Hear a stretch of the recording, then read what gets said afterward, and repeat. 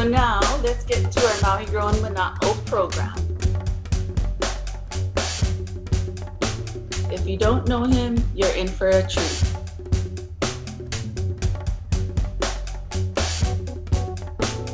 You'll be surprised at how much you will learn in just minutes. Aloha and welcome back to Maui Grown Manaʻo. I'm Anela Saito Takabayashi, Director of Retail Operations for Maui Grown Therapies. If this is your first webinar with us, welcome. We think you'll enjoy it.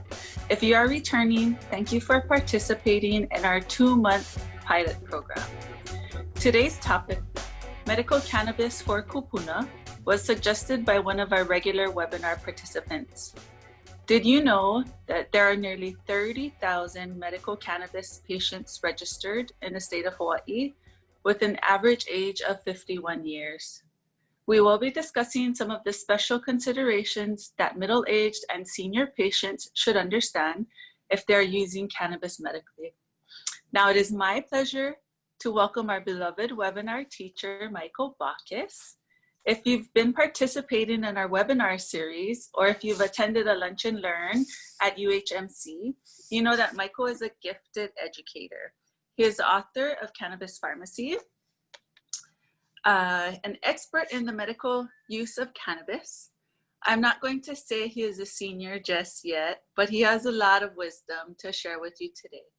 He joins us from his home in Los Angeles, where he has witnessed some of the recent social unrest in his own neighborhood. Hi, Michael. Are you still safe over there? We think it's time for you to return to Maui. I'm kind of pretending I'm back in Hawaii, so this is good. It's good. I'm reading the Queen's book, and I'm really, trying to forget that I'm in California for a little while. It's been very exciting here over the last couple of weeks, and so welcome today. Welcome to today's seminar about cannabis and Kūpuna, and we're going to cover a few key topics that are especially applicable to seniors like me. So let's start off with one of the ones that I hear about a lot, which is how our memories change as we get older.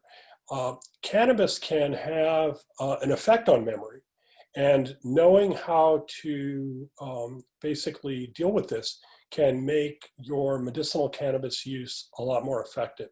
So what happens is that THC in cannabis can impact how a particular brain structure called the hippocampus works. And so what we do is we look at ways to offset that THC impact. And it can be done by using 2 other compounds that are also produced by the cannabis plant. And you just have to make sure that the product that you're using has one or both of those. First is CBD. CBD actually seems to protect the brain from long-term impacts of THC use on memory and learning. That was shown in both a British and an Australian study, both of them relatively recent, both of them conducted on human beings instead of just animal research. And so what we recommend is basically you take CBD kind of like a seat belt for your THC use. And one of the best ways to get CBD in you would be through a CBD tincture. And so what I recommend is, morning and early afternoon use of a CBD tincture, and then your regular THC medicinal cannabis regimen. And you'll notice fewer memory impacts. Even better is to add an essential oil called pinene that's produced by pine trees and conifers. And it's found in some cannabis varieties, including some of the popular old school Hawaiian varieties. So just asking your dispensary for any high pinene strains that are being cultivated by the dispensary, and just work them into your use pattern. One of the most famous high pinene strains actually is a relatively recent popular strain called Blue Dream. And it produces both alpha-pinene and beta-pinene, and both of these protect the hippocampus from the effects of THC. And that research came out from Dr. Ethan Russo, who's a prominent physician who studies how terpenes, these essential oils, work in the brain.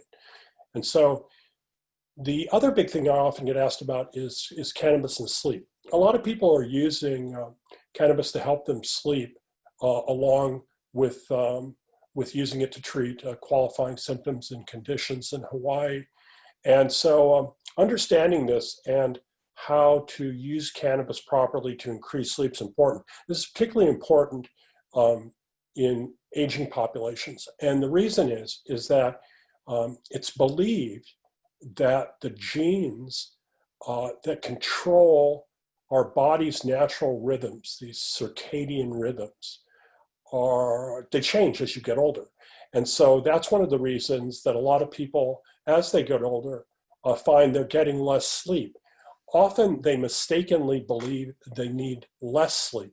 And the truth is that we all, sleep doctors have shown that we all need around 8 hours of sleep a night, and very, very few seniors are getting this. So one thing you can do, a new strategy that seems to be emerging, and there's some evidence for it that I find really, really interesting, is to take an extremely, extremely small dose of THC when you get up in the morning.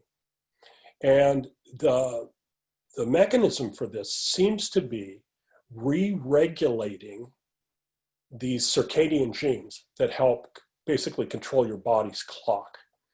And I've been trying this with a lot of my older friends in California for months now. And with almost no exception, they're always seem to be noting better quality sleep. They get to sleep, they fall asleep, they stay asleep better than they did in the past. Now, they may have symptoms that actually require stronger interventions than a microdose of cannabis in the morning, because the dose I'm recommending is basically a milligram or less of a THC tincture when you wake up. Now, this will cause no psychoactivity whatsoever, but what it will do is it will help reset these genes in many people, and that will lead to more restful sleep. You may find that you need to take a nap in the afternoon. These kinds of things are basically just signals from your body telling you to get the sleep you need. And so you might want to try this. It really does seem to work. If you want to use cannabis to get to sleep or stay asleep at night for insomnia, I've covered that basically in other segments of this webinar series. So look up one of those and you can dive a little bit deeper into cannabis and sleep. Another thing also that often older people are dealing with is digestive issues and sometimes appetite issues. What's great about cannabis is that if you pick the right cannabis compounds, you can deal with a lot of these issues. So if you're having problems with constipation, CBD can speed up bowel transit. If you're having the opposite kinds of problems, THC can slow down bowel transit. So using one or the other can help address some of those issues. As far as appetite stimulation, if that's an issue that you're dealing with, small doses of THC seem to be terrific for stimulating appetite. And I'm talking about like 5 milligrams. And you can inhale it, you can swallow it, but do it about 90 minutes to an hour before your normal mealtime, and you should see that stimulation. It works pretty consistently. Even people who are undergoing, chemo treatments and stuff like that seem to benefit from these small dose THC regimens to increase appetite. Now, I want to talk about some medical conditions that we find a lot in seniors, and you need to talk to your doctor about these and cannabis. So if you're using medical cannabis to treat a qualifying condition or symptom, if you've got or think you might have heart issues, you really need to talk to your doctor about this. And the reason is that It's in a recent study out of the National Institutes of Health on the effects of cannabinoids on cardiac tissue. They found that there's a slightly higher increase of severe heart side effects among certain chronic cannabis users. And it's rare still, but the numbers are higher than in the population that doesn't use cannabis. And so it's really important that you talk to your physician if you've got heart issues about how you're using cannabis. This is not meant to scare you at all. It's just meant to inform you and to make sure that you're in dialogue with your doctor to see if potentially it would increase your risk. The same thing with diabetes. Diabetes is actually benefits from cannabinoid intake, but the thing is it also can have impacts on your blood sugar, and you want to talk to your doctor about that. And these are really simple things to review with your doctor, and it's, you know, you get good information you can really use. The next thing I want to talk about is dosing cannabis for seniors. It goes two ways. One is I know a lot of seniors, especially seniors who've retired, often use more cannabis than they actually really need to treat the symptoms for which they got their 329. So what I'm going to encourage you to do is kind of take an inventory of how you're using cannabis for your condition and make sure that you're using it in the most efficient way. The slippery slope of increasing cannabis dose over time leads to the downregulation of your cannabinoid receptors in your body. And what that can lead to is tolerance to the effects of cannabis, which means you use more cannabis, and frankly, you spend more money on cannabis. So what you want to do is you really want to go through like a little bit of an inventory on how much cannabis you're using daily and the impacts of that dose on your use pattern. So for most people, they can use far less than a gram of cannabis per day if they're using cannabis flowers, far less if they're using concentrates. If you're using, you know, let's say over 7 to 14 grams a week, you may want to start to look at your pattern of usage and whether or not you've started to build up a tolerance to the effects of cannabis. If you have, in fact, just take a 3-day mini break or up to a couple of weeks mini break if your tolerance has gotten really high, to allow your body's endocannabinoid system to find a new equilibrium, to take you back to the point before that tolerance started to show up. It's really easy to do. The science behind it is really solid. So it'll work, and you should consider doing it once in a while. Again, if you're using cannabis under your doctor's supervision, and that supervision is active, let your doctor know that you're thinking about taking a little mini break so that they can adjust any medications you're currently on, because that could be required even with that shorter break. Normally it won't at all, but if you're going to take a long break, let's say 2 weeks or longer, you should definitely talk to your doctor to see if it has any impacts. The big thing is find the minimum effective dose. If you've been watching this seminar for a few weeks, you've heard me emphasize that a lot. I can't emphasize it enough. The minimum effective dose of cannabis ensures that cannabis is going to work as a medicine for you as long as you need to use cannabis as a medicine. And for seniors, you may be looking at using cannabis for a really long time. So you want to make sure that it's working as effectively as it can be working for your particular needs. The last thing I want to start focusing on and we're going to get into a little bit of a long question section today in case you have them. The big thing these days is polypharmacy and seniors. And so what happens is, I'll talk to seniors who are taking 13 different medications and then supplements on top of that, nutritional supplements on top of that. Now, that's called polypharmacy because what you're doing is you're consuming a lot of different drugs, and cannabis can be one of them. The big thing is to understand whether or not any of these medicines that you're taking interact with one another. And cannabis is one of those medicines.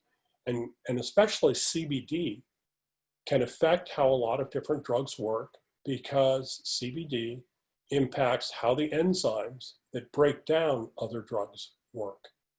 And so you need to kind of take an inventory of what drugs you're taking and which ones potentially interact with cannabis, and talk to your doctor about any adjustments to your regimen based on those potential interactions.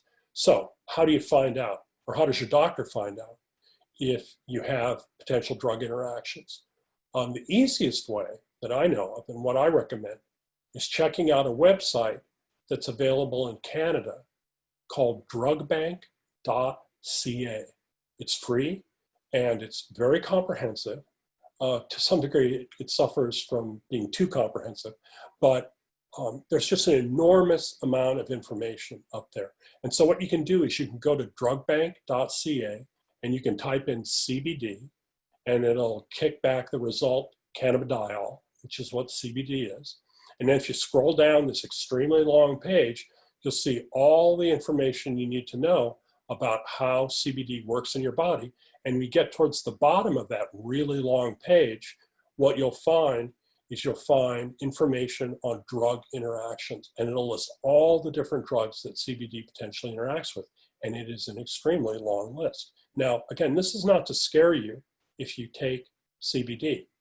When I say drug interaction, I'm not talking about some kind of fatal or dangerous drug interaction, but what I am talking about is the fact that CBD can slow down or speed up how your body metabolizes these drugs, and that can either lead to too much of the other drug in your bloodstream or not enough.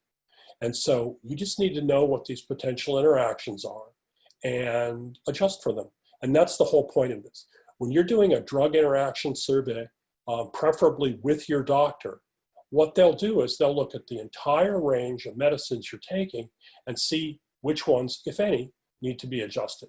And this is just a really, really smart move, and one that I've done for the medicines that I take, because secretly, don't tell anybody, I am a senior citizen.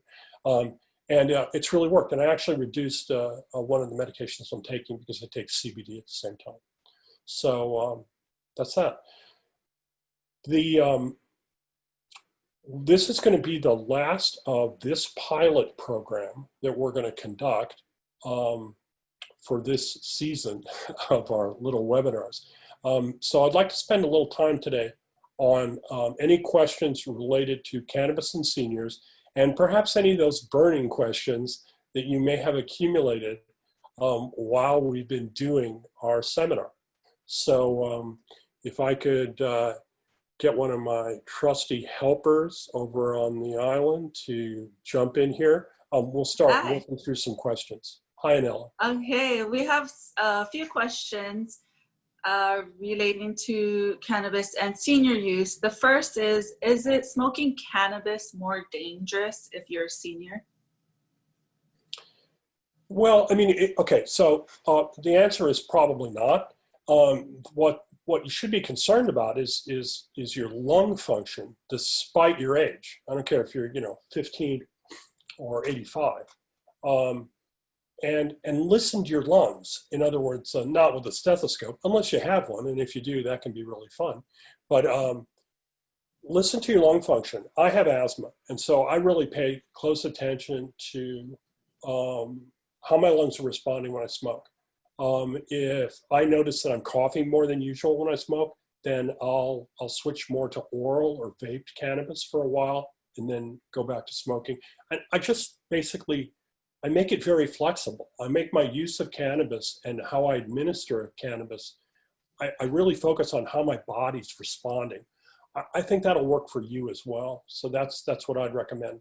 And but I don't think it particularly poses a bigger threat. Now, when we've got COVID-19 still out there running around, And even though the latest information coming from one of the hospitals in the Harvard family in Boston is that COVID-19 probably may be more of a vascular illness than a respiratory illness, but it's showing up in the lungs because the vasculature of the lungs is so delicate. I still think we should be really, really careful on what we're inhaling.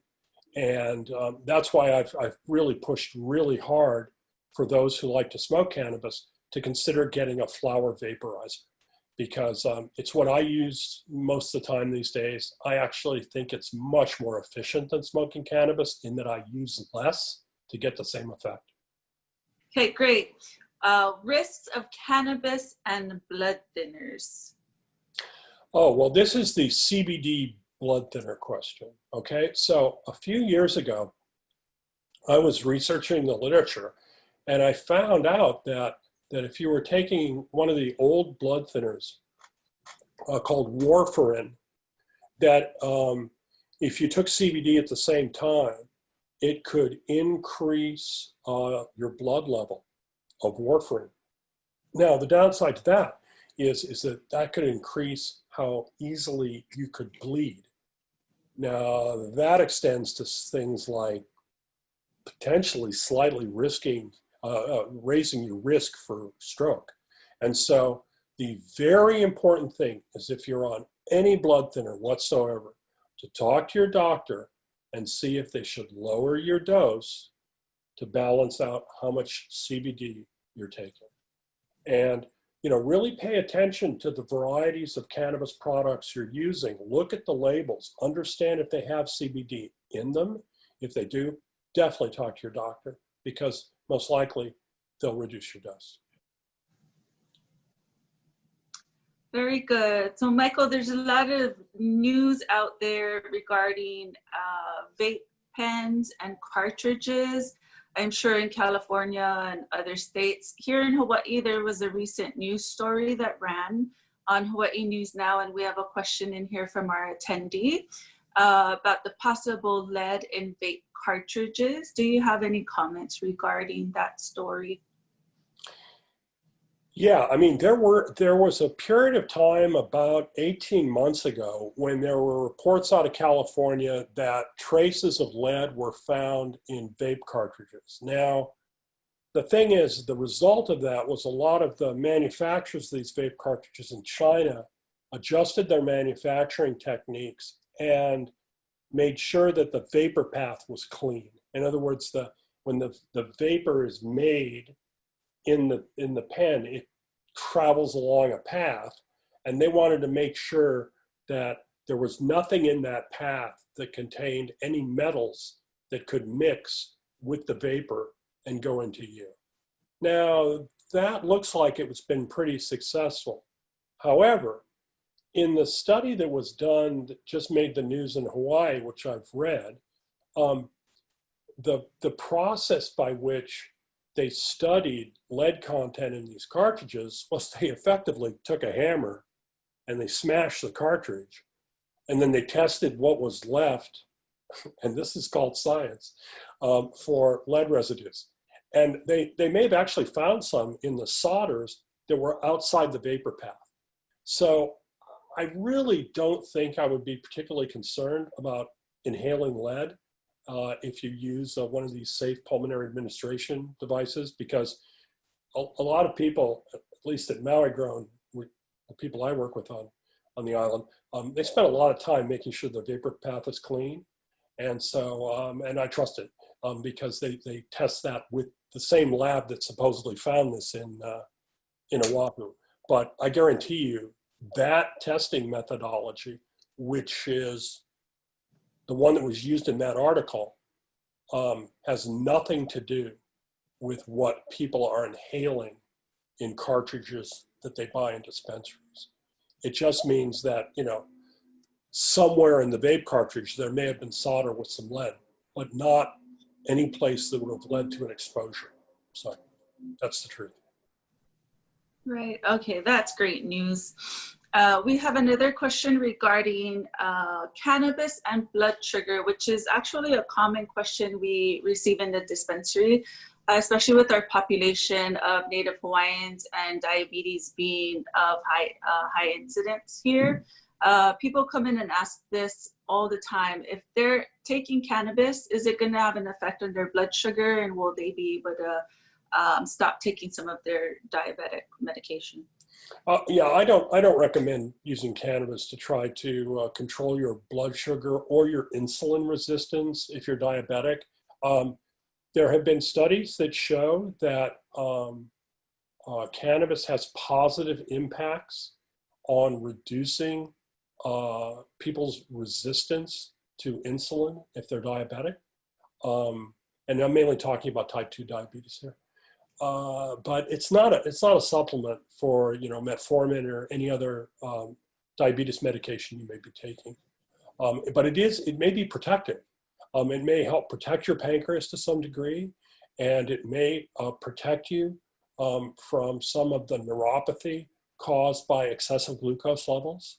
But there are a lot of techniques right now that are not related to medical cannabis and not related to diabetes medications that you should look at if you're diabetic.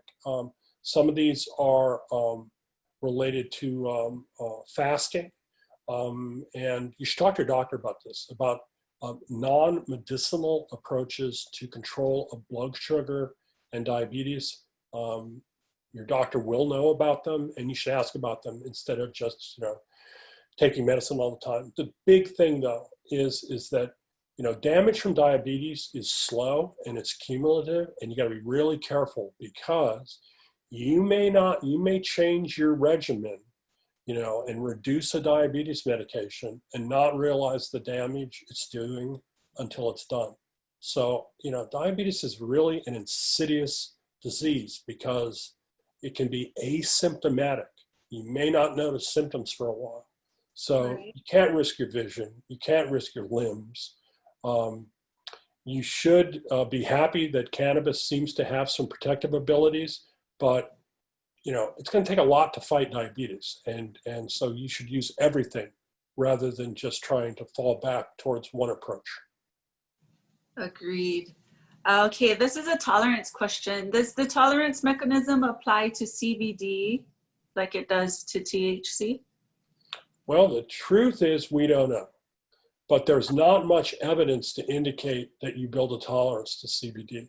In fact, CBD actually may help you control tolerance to THC. And, but even that's not particularly well understood right now. We know CBD is highly protective in relation to some side effects associated with THC, but we don't think that that CBD itself actually leads to any kind of tolerance effects at all. Back to a question about cartridges. Can you store cartridges in your refrigerator? We talked about storage last week, and this is yeah, you can, and I do, and I have friends who manufacture cartridges who do, like their own like when they buy cartridges from their own company. Where do they keep them? They keep them in the refrigerator every single time. And if people buy concentrates, let's say you get like a live resin or a distillate syringe. A lot of people keep those in the freezer, especially if the formulations contain terpenes. So you really want to protect those by protecting the temperature. In food production, and I spend a lot of time studying this for my own company and on the mainland. In food production, everybody talks about cold chain and how important it is with perishable foods to protect the cold chain, to keep things cold.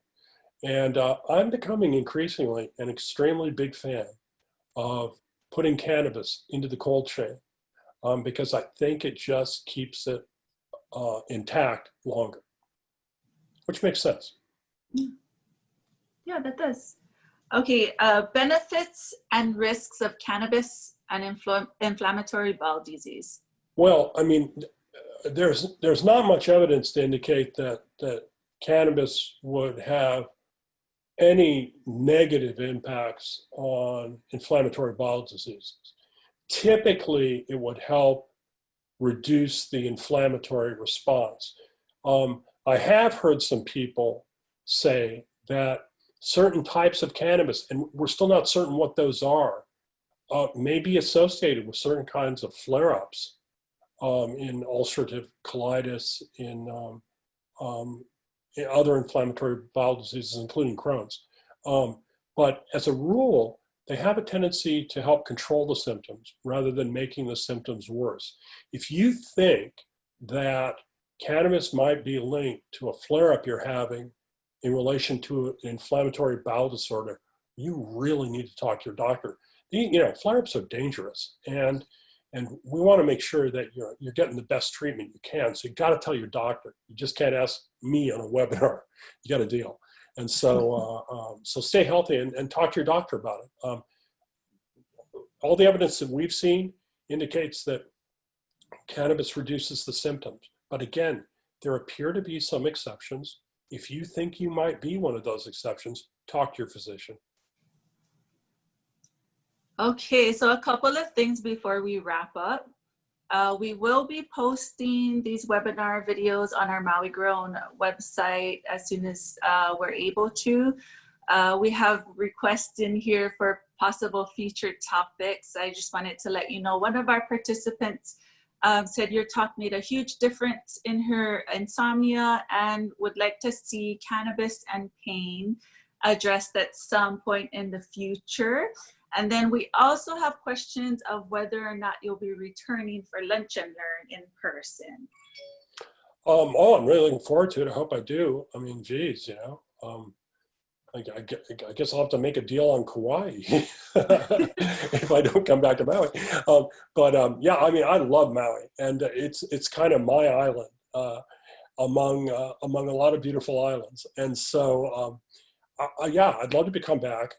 I'd love ideas for future topics for either webinars or in-person lunch and learns or any kind of event that I'm doing in Hawaii.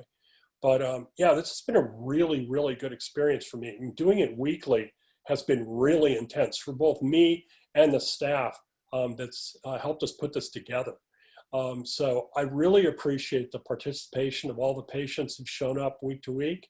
And yeah, I look forward to doing it in the future. And it's really it's a topic where everything is constantly changing.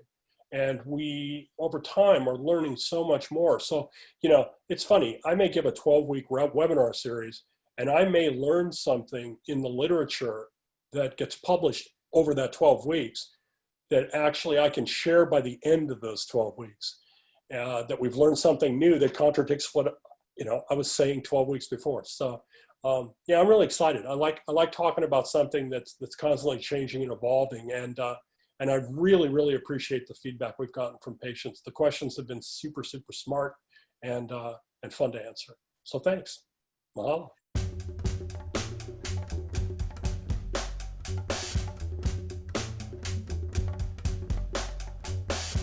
Our new live event series delivers free bite-sized information that you can use right now. There's an enormous amount of misinformation out there. You can build entourages for sleep, for pain, for appetite, anxiety.